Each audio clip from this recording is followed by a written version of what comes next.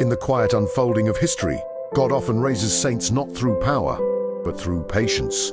One such life is that of Saint Jonah of Moscow, a man who teaches us that delay is not denial and suffering is not without purpose.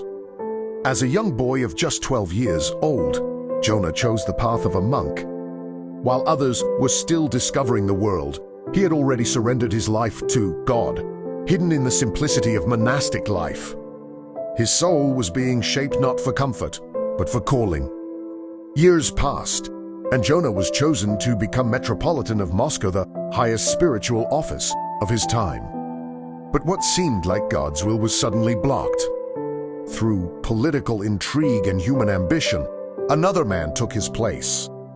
Imagine that moment, the silence, the confusion, the question, "Lord, why?" And yet, Jonah did not rebel. He did not fight for position or recognition. Instead, he waited. This is where His Holiness begins to shine, not in miracles, not in titles, but in trust. Eventually, truth prevailed. The one who took his place was removed after aligning with decisions that the faithful rejected.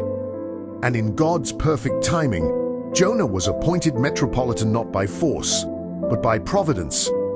As a spiritual leader, he became known as a healer, a man of deep prayer, and a guide to many souls. But what is most striking is not his success, it is his final prayer. In the last years of his life, Jonah did something few would dare to do. He prayed to suffer, not out of to be purified, to be mighty holy, to be to Christ. And God answered his prayer.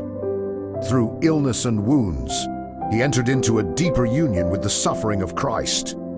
To the world, this may seem strange. Why would someone ask for suffering?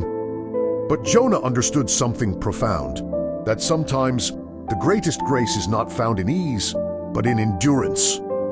Not in comfort, but in surrender. Even after his death, God continued to work through him.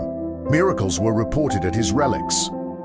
One story tells of a man who could not speak who, after encountering the saint, was suddenly able to speak clearly again. This is the legacy of a life fully given to God.